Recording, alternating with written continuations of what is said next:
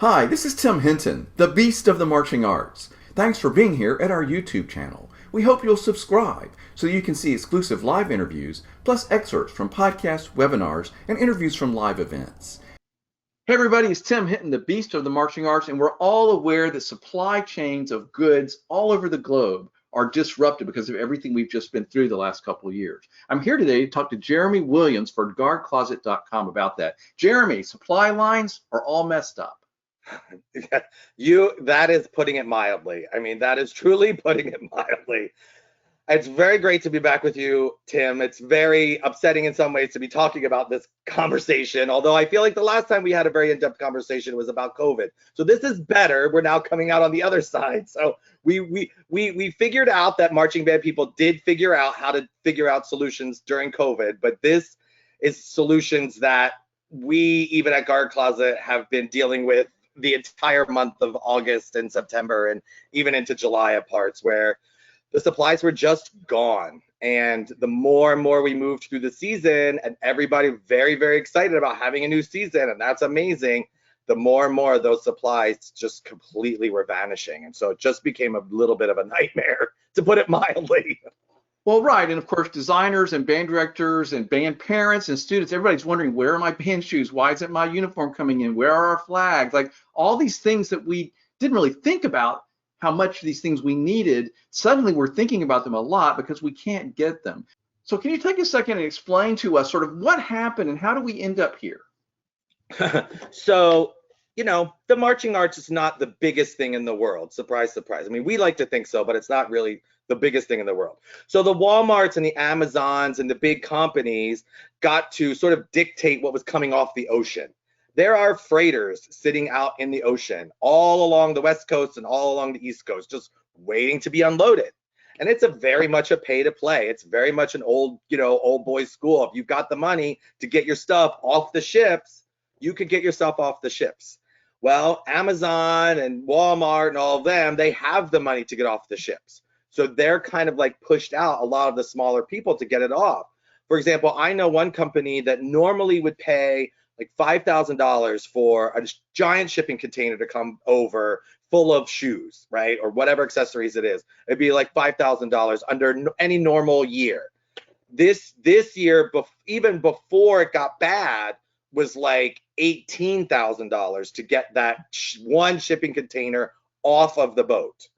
And now it's even getting worse. So that was like beginning of summer was happening, and now it's sort of getting worse. And a lot of it comes from the big change. So we were just at the mercy of when things could get unloaded. Interesting to me, Jeremy, because I thought it was that the company stopped producing the goods, and so the goods weren't even available. But you're actually saying the goods are there, we just can't get access to them? Yeah, it's definitely a little bit of both, but mostly it's the shipping in. I mean, so Guard Closet, we represent manufacturer after manufacturer after manufacturer. We're not just consignment. So, we were dealing with every manufacturer telling us the same exact thing, that it's there. We're just waiting for it to get off the ocean. Like it's sitting there on the ocean waiting to be delivered. We just haven't gotten it off yet. And that's literally what it was, and going to continue to be. So, I mean, certainly, I think everybody knows that there's been this giant disruption in all of our lives, and it's disrupted everything, including how supplies get traveled and transported and off the ships. So everybody just has to know, okay, we're in a moment in time. We all need to take a deep breath. We all need to realize, okay, we have this disruption, and we have to figure out how to deal with it. We definitely worked to find solutions, but I mean, just to be completely honest with people and just put it out there, like there was a moment in time where like the fabric to print all those printed uniforms just wasn't around. Well, right. And so the bottom line is, it's not that these companies don't want to get us our stuff. It's just they can't get it. If they don't have the fabric, they can't print these uniforms or print these flags. So in just a minute, I'm going to be back with Jeremy, and we're going to talk again about what the solutions are. How have people been dealing with this right now? Because there have been a lot of very smart, we make things work here in our marching arts activities. So there have been a lot of good solutions. Jeremy will be back in just a minute to talk more about that. Hey everyone, it's Tim Hinton from Marching Arts Education. I'm back with Jeremy Williams from GuardCloset.com, and we've been talking about the disruptions to getting goods traveled around and how that's impacted all of us in the marching arts. Jeremy, I think what's interesting is we're an activity of people that make it work, right? We're always used to, you know what, my trumpets are good this year, so I'm going to make the show work anyway. Yeah. So I've been really impressed with how everyone in our activity has said, okay, I can't get my band shoes, I can't get my costumes, my flags aren't printed, I'm still going to make my show work. So let's talk about that, Jeremy. How have people been making it work?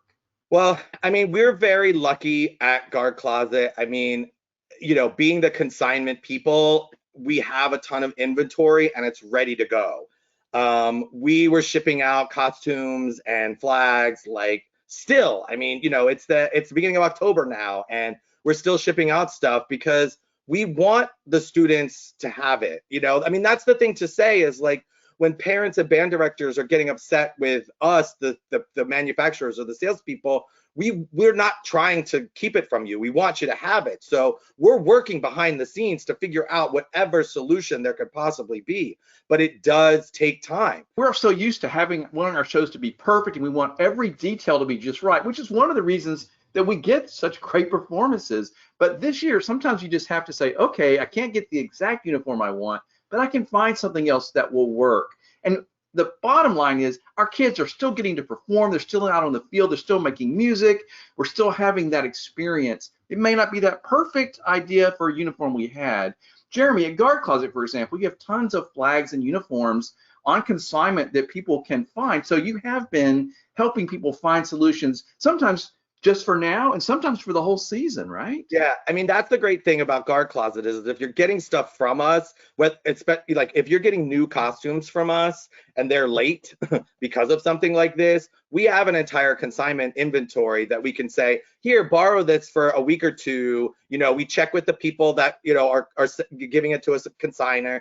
We check with them and they're usually very gracious about it. We say, we're still going to give you the same amount of money back, you know, blah, blah, blah. We're just going to help somebody out for a week or two. And they're fine. And they go, sure, go, go, go. What was really great too is a few companies, and a lot of people don't know this about Guard Closet because this is sort of changing for Guard Closet, is a lot of companies have started to send us closeout items. So for example, when the pandemic hit, a lot of companies had a lot of stock and inventory that they were making. I mean, it hit in March, right? So like there was still a ton of costumes that were brand new, never been worn before, still in bags in some cases, that they took back or whatever, and we put on our website as not even consignment, but now like closeouts. So we're like the overstock of the marching arts, you know what I mean? The overstock.com of the marching arts, and it made it very easy and nice for people to go, oh, well, this is now a brand new costume. It's not the exact costume I wanted. It's not the exact sizes that I wanted, but here's a brand new costume. Or they did a ton of like unitards. We had like a ton and still have a ton of like plain colored unitards that could just go under something or be just enhanced with something that you have at home. And that made it.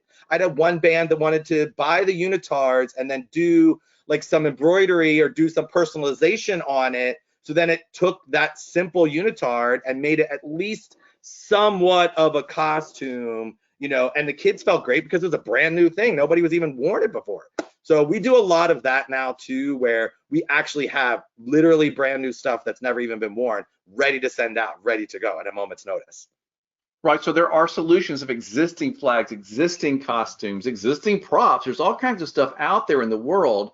And sometimes we just have to figure out, okay, what's really important? I want to remind everybody again, what's important is our students are back out there, they're marching, they're playing, they're having a great experience. If they're not in that perfect costume for that show that you imagined, I mean, look what we've all just been through, but let's take a deep breath and let's remember what's really important. And Jeremy, I love that there are companies like Guard Closet and many others who are there to sort of help people figure out how are we going to make it work and how are we going to get the kids back on the field in something, right? They got to have something on. We can make it work.